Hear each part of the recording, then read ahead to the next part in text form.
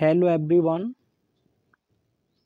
स्वागत है आप सभी का आपके अपने यूट्यूब चैनल हरीश क्लासेज पर।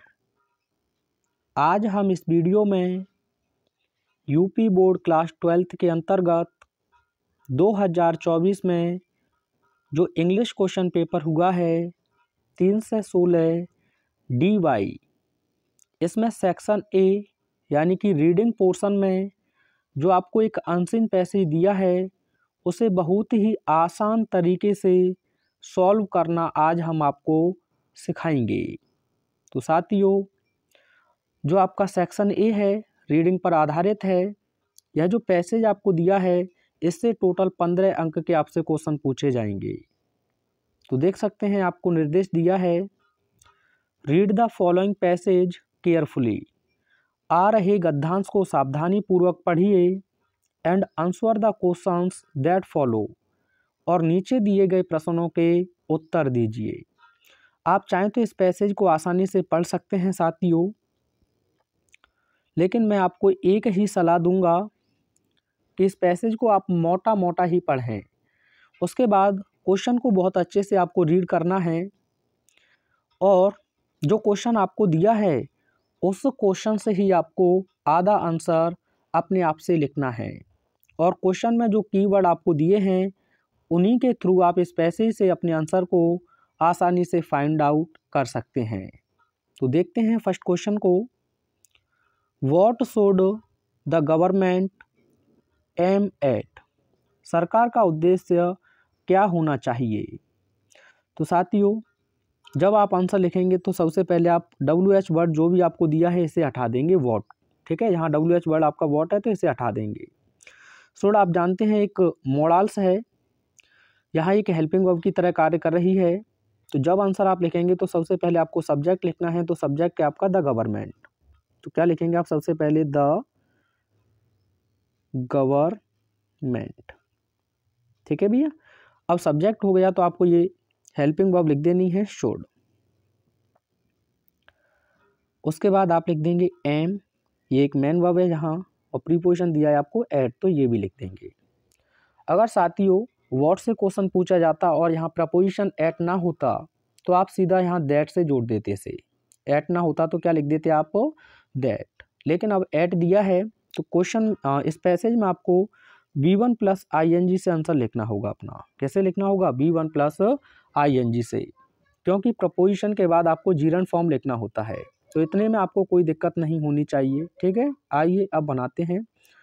अच्छा, कीवर्ड तो आपको देख लेना है, इसमें कीवर्ड है आपका शुड एम। क्या है साथियों? Should aim. तो आओ ढूंढते हैं। तो जैसे ही आप इसे पढ़ते आओगे तो देखेंगे गवर्नमेंट शुड बी एम्ड, ये आपको मिल गया ना। तो इतना तो हमने पहले ही बना रखा है, क्या? The government should aim at, तो इतना तो हमने रखा है। तो एट के बाद आपको लिख देना है क्या? Bringing about the welfare and happiness of the whole people, ये हो जाएगा आपका आंसर। ठीक है भैया, अब एक छोटा सा काम है जो आप कमेंट में बताओगे। हैप्पीनेस का आप मुझे एंटोनियम्स यानी कि अपोजिट वर्ड बताएंगे, पूछा गया है आपसे। ठीक है, अपोजिट वर्ड या एंटोनियम्स। आओ, ये आपका हो गया आंसर पहले क्वेश्चन का। सेकंड क्वेश्चन देखते हैं। सेकंड क्वेश्चन है आपका who should administer the country, देश का एडमिनिस्टर कैसे होना चाहिए। ठीक है भैया, तो आपको हु की जगह पर ये आंसर लिखना है, ये आप जानते हैं। तो इसमें कीवर्ड है आपका शुड एडमिनिस्टर। तो आइए देखते हैं इसी के आधार पर। तो देखिए यहाँ पैसे में आपको बनाकर दिया है, government was administrated by the most capable man in the country. ये पैसे में है, अगर आप चाहें तो इसी को आंसर के रूप में लिख सकते हैं, लेकिन हु की जगह पर आप लिखना चाहें तो लिख देंगे क्या?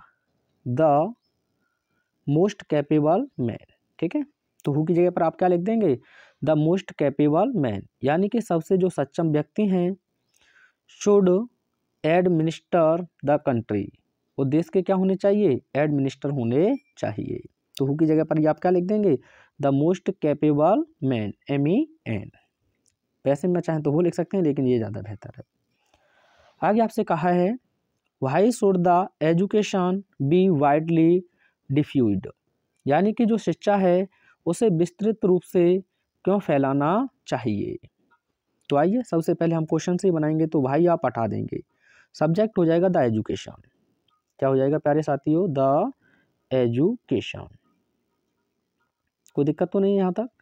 अब आपको शुड दिया है तो आप शुड लिख देंगे, शुड, ठीक है। उसके बाद आप बी लिख देंगे, be widely, widely diffused, diffused. अब साथियों भाई से क्वेश्चन पूछा जाए तो आप बिकॉज से जोड़ सकते हैं।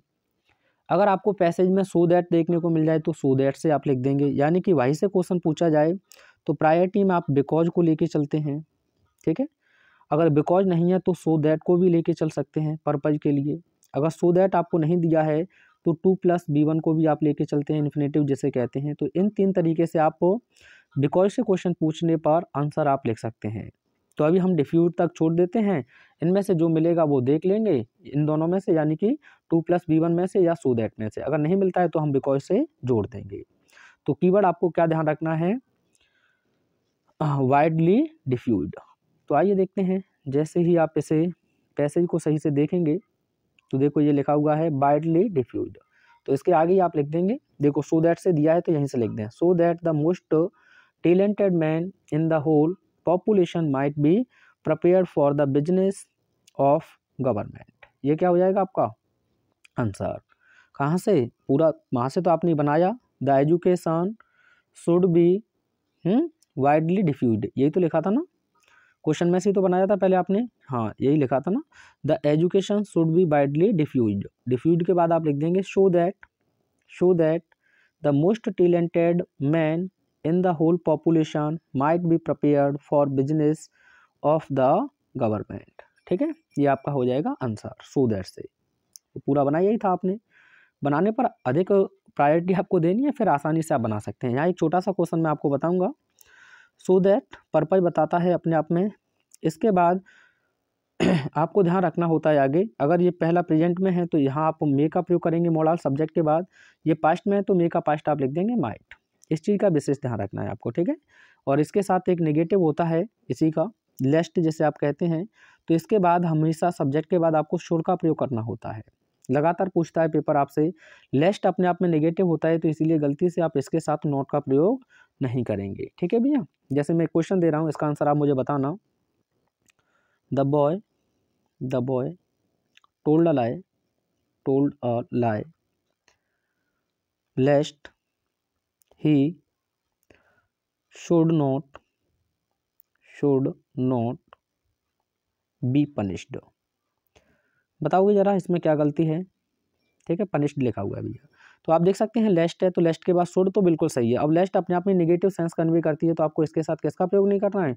नोट का। 2023 ZZ क्वेश्चन पेपर में क्वेश्चन यहाँ से पूछा गया है। तो इन चीज़ों के लिए भी तैयार आपको रहना है, कोई दिक्कत तो नहीं है। आइए आगे देखते हैं। अगला क्वेश्चन है आपका, who should be handed over the administration of government, यानी कि जो सरकार है उसका एडमिनिस्ट्रेशन किसके हाथों में सौंप देना चाहिए। तो यहाँ भी आप हु की जगह पर आंसर लिख सकते हैं, नहीं तो आपको सीधा मिल जाए तो वही देख लेंगे, ठीक है। देखो अगर हु की जगह पर आप आंसर लिखना चाहें तो आप लिख सकते हैं such man without regard to their origin, ये लिख सकते हैं केवल, क्योंकि यही तो है। आप देखो कीवर्ड ये लिखा हुआ है। अगर ये नहीं लिखना चाहते हैं तो आपको पूरा बना हुआ दिया है, कुछ तो पूरे बने हुए ही मिल जाएंगे। तो यहाँ से लिख सकते हैं the administration of the government should be handed over to such man without regard to their origin, यानी कि जो सरकार की भागदौड़ है ऐसे लोगों को या ऐसे पुरुषों को सौंप देनी चाहिए जो अपने उत्पत्ति पर ध्यान ना देती हों, रिगार्ड, ठीक है। ये आपका हो जाएगा 4th क्वेश्चन का आंसर। कोई दिक्कत है तो बताओ जरा मुझे, नहीं है ना। आगे देखिए, आगे आपसे कह रहा है which word from the passage that means competition. Competition का मतलब होता है साथी योग्य। क्या होता है? योग्य। तो इसको आपको सिनोनिम्स बताना है, यानी कि मीन्स बताना है। तो आपने लिखा ही था कहीं ना कहीं। अच्छा एक चीज़ और ध्यान रखें, ये आपको नाउन फॉर्म में पूछा है, ENCE आ जाए, सफिक्स करते हैं ना, तो ये नाउन होता है। ENCE आ जाए, ठीक है, ATION आ जाए, ठीक है, ION आ जाए, तो ये नाउन होते हैं। तो इसीलिए आपको यहाँ नाउन फॉर्म में ही आंसर देना है। तो नाउन फॉर्म में ITY भी आपको देखने को मिल सकता है, तो आप देख लीजिएगा कहीं आंसर लिखा होगा। तो देखो ये लिखा है कैपेबिलिटी, ठीक है, ये आपका मीन्स हो जाएगा, ठीक है। जिस पार्ट्स ऑफ स्पीच में आपसे पूछेगा उसी में आपको आंसर लिखना होता है। तो कैपेबिलिटी हो जाएगा पहले का। सेकंड में आपसे कह रहा है which phrase in the passage means be given to. Be given to का मतलब होता है किसी को दे देना, यानी कि सौंप देना। तो यहाँ देख सकते हैं बी के साथ थर्ड फॉर्म दिया है, तो यहाँ भी आपने देखा था बी के साथ थर्ड फॉर्म आपको देखने को मिलेगा। देखो ये लिखा हुआ है बी हैंडेड ओवर, किसी चीज़ को किसी के हाथों में सौंप देना, ये इस फ्रेज का मीन्स हो जाएगा। ट्रिक से ही करनी है चीज़ें, आपको आसान है। आगे आपसे कह रहा है which word in the passage is the opposite of collectively. तो कलेक्टिव नाउन आपने पढ़ा है, उसी में से उसने एडवर्ब फॉर्म लिख दिया है, ठीक है। कलेक्टिवली LY लगने से किसी वर्ड के अंत में जनरली वो या तो एडजेक्टिव होगा या फिर एडवर्ब। 99% केसेज ऐसे होंगे कि वो अपने आप में एडवर्ब होगा, ठीक है भैया। तो एडवर्ब है, इसका मतलब होता है समग्र रूप से। क्या होता है? समग्र रूप से। तो आइए देखते हैं, कहीं ना कहीं आपको दिया होगा इसका भी, समग्र रूप से। आइए पढ़ते हैं। हैप्पीनेस का एंटोनियम्स लिख लेना आप, पता चले कि बताया ही नहीं सैडनेस हो जाएगा भैया, ठीक है। क्या हो जाएगा? सैडनेस। पूछा गया आपसे, ये लिखा हुआ है शॉलली। शॉलली का मतलब होता है अकेला। वाइडली का मतलब तो विस्तृत होता है, उसके साथ ना चले जाएं। शॉलली आपका आंसर हो जाएगा। आइए मुझे बताओ जरा कंप्लीट का एडवर्ब फॉर्म क्या होगा। कंप्लीट का एडवर्ब फॉर्म पूछा गया है, तो आप क्या कहेंगे? सर हम LY लगा देंगे, ये बन जाएगा, ठीक है भाई, बहुत बढ़िया। 2-3 क्वेश्चन है, बताना जरा मुझे। The government of the officials, one word क्या कहोगे? तो आपका आंसर होना चाहिए bureaucracy.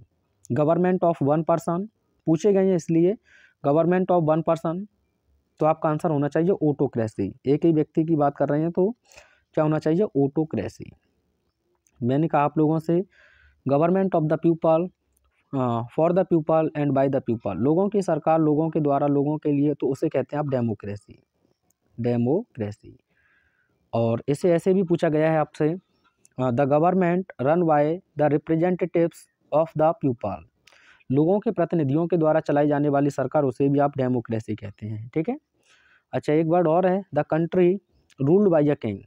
The country ruled by a king, king आए तो मोनार्की के साथ आप चले जाओगे, मोनार्की, ठीक है भैया। ये ध्यान रखना, गवर्नमेंट वाले आपसे पूछे गए हैं। आपसे पूछा गया है the government of the rich, the rich, धनी लोगों की सरकार, तो इसे आप कहते हैं प्लूटोक्रेसी। क्या कहते हैं? प्लूटोक्रेसी, ठीक है। आगे बताओ जरा मुझे, the absence of government in a country, the absence of government in a country, एक देश में सरकार की अनुपस्थिति, उसे हम कहते हैं एनार्की। क्या कहते हैं? एनार्की, एनार्की, ठीक है। ये आपका आंसर हो जाएगा। कोई दिक्कत तो नहीं है साथियों यहाँ तक? तो मिलते हैं नेक्स्ट पैसेज में। Thanks for watching.